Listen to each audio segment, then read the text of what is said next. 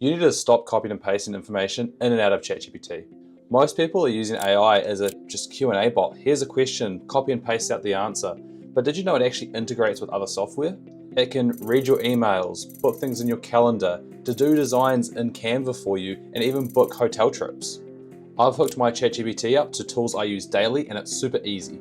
But here's the cool thing, it's not just ChatGPT. If you use Gemini or Claude or any other popular tools, you can actually do this. And in this video, I'll show you how.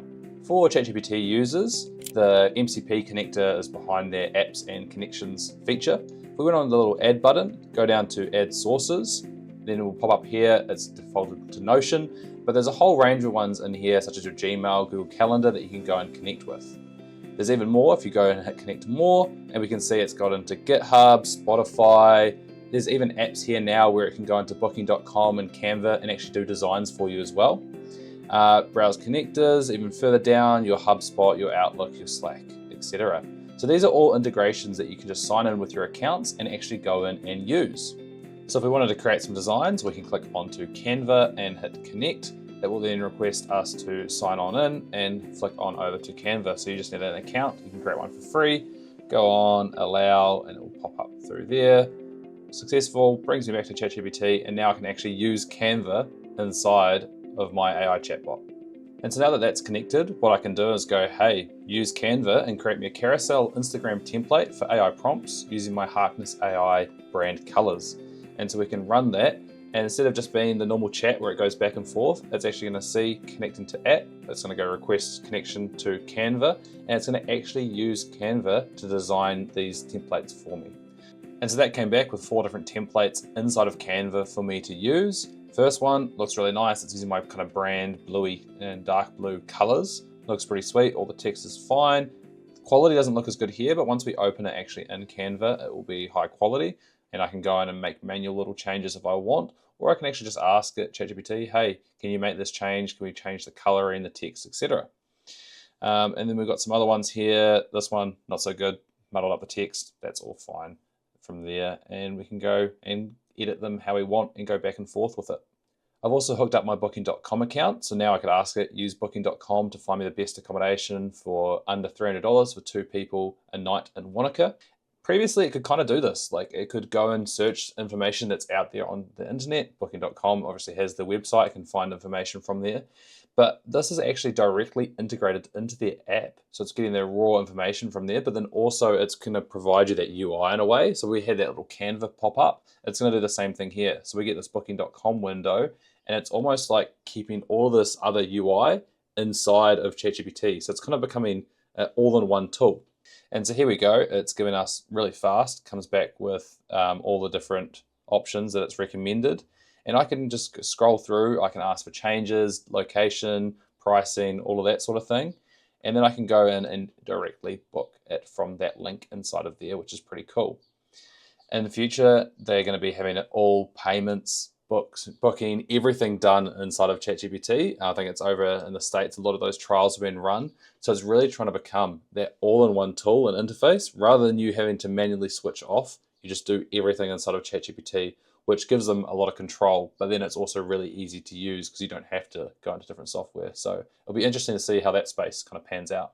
Another more basic example is what meetings do I have today and what has Karina recently emailed me. So it's all of that information searching. It's hooked up to my Google Calendar and Gmail. It has saved me so much time trying to find information. When has John said this about that? Where have we talked about this thing? Because I remember it, but I can't find the email. It can do that search for you really, really fast.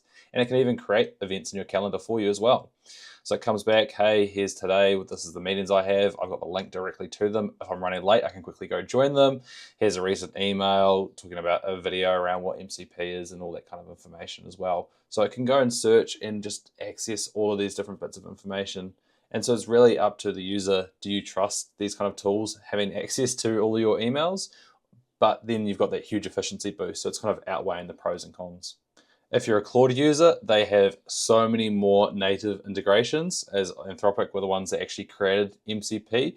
So there's a whole lot more in here. It does require you to have the paid plan, which I'm currently not on, as I've got too many AI tools that this one I'm not using the most at the moment, but who knows where it goes next month. Same sort of thing, where there's a little search and tools button down here, and we can go to add connectors, and they have an absolute huge range on here that also integrate to different software. So even if you have kind of your iPhone, it can read and send iMessages for you, which is pretty cool, potentially a bit scary. But even they have file system and Windows MCP. So that allows Claude to completely control your computer, go into your files, directories, but then even act and operate, click on things, do actions, absolutely everything that you can do on a computer, Claude can interact and do that for you. So again, there's that layer of efficiency versus risk and what you kind of give access to these AI tools. But again, there's a whole lot of ones here that are specific for desktop app, but then even if you're on the Chrome or your web application or on your phone, you can hook it up to all kinds of other different software, your Asana, project tracking, Databricks, absolutely everything in here. Google's Gemini also have these integrations under their apps. So if you go into settings and to apps, they have the ones in here. If I just zoom out, they have GitHub and they have Google Workspace. I know the kind of free or just personal Google accounts have a few more integrations natively in here, but at the moment it's really siloed to that kind of Google environment, which is pretty useful if all your stack is in there. But like most companies, businesses and individuals, you're kind of using software that aren't all just under that Microsoft or under that Google environment. And so it's a bit of a shame that it currently can't natively integrate, but you know, the space is moving really, really fast. And so when I'm using kind of Google applications, Gemini is my go-to. But if I want to integrate between my Notion, my calendars, everything else, I might use the Claude or the ChatGPT as well because of that native integration.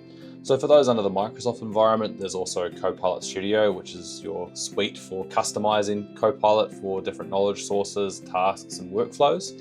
And inside of there, they already have a huge range of integrations to different software, but they are slowly starting to tinker it with some MCP connections as well to kind of make that protocol a bit more generalized.